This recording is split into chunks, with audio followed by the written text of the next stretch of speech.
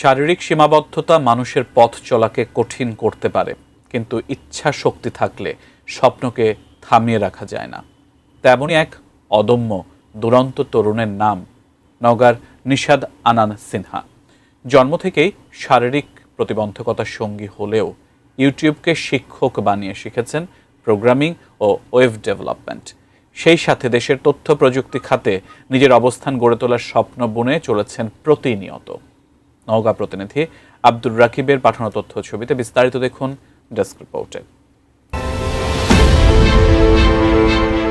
যে পায়ে ভর দিয়ে স্বাভাবিকভাবে হাঁটা সম্ভব নয়, সে পায়ে ভর করেই প্রতিদিন সহপাঠীদের সহযোগিতায় শ্রেণীকক্ষে পৌঁছান তরুণ শিক্ষার্থী নিশাদ আনান সিনহা।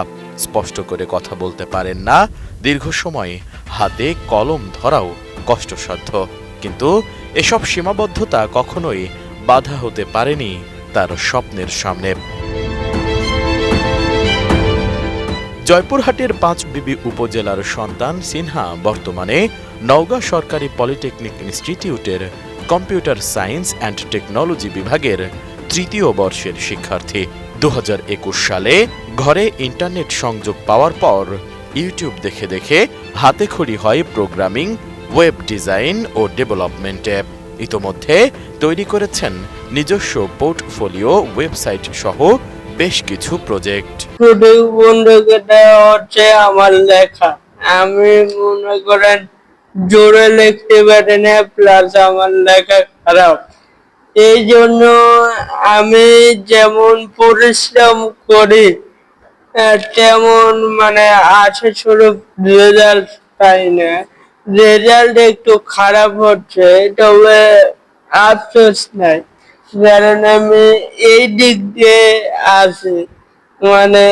কম্পিউটারের কাজ বলেন, বিভিন্ন প্রোগ্রাম বলেন, এগুলো আমি অনায়াসে বুঝতে পারি।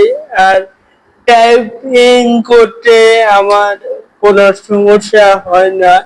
আর মাউস বাঁ হাতে চালাই। আমার মেইন সমস্যা ডান হাতে।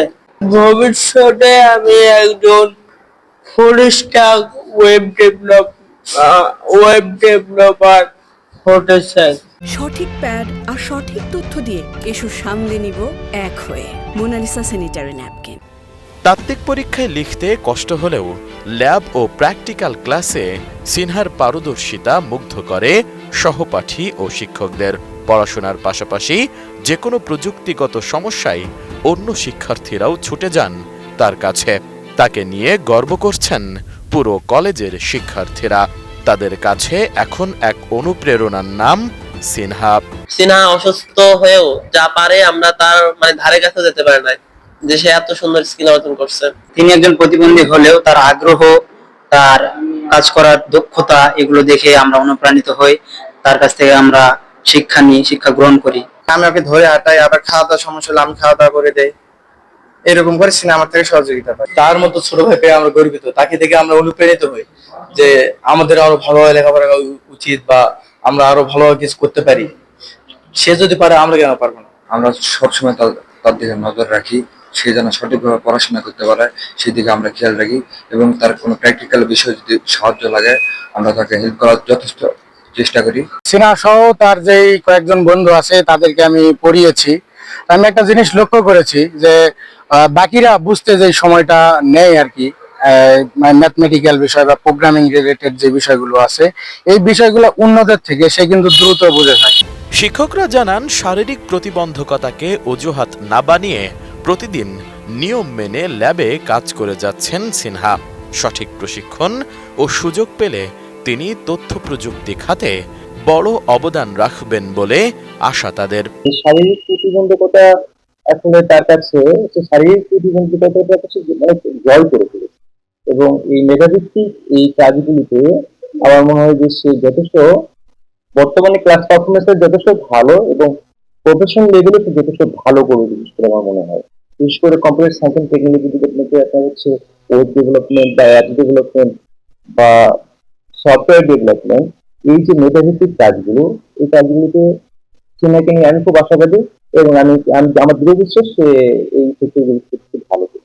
শারীরিক প্রতিবন্ধী হওয়ায় সিনহাকে ক্লাসের বিভিন্ন পরীক্ষায় অতিরিক্ত সময় দেওয়ার পাশাপাশি বিভিন্ন সুযোগ সুবিধা দেওয়া হয় এবং সেই সাথে সার্বক্ষণিক তার খোঁজ খবর নেওয়া হয়।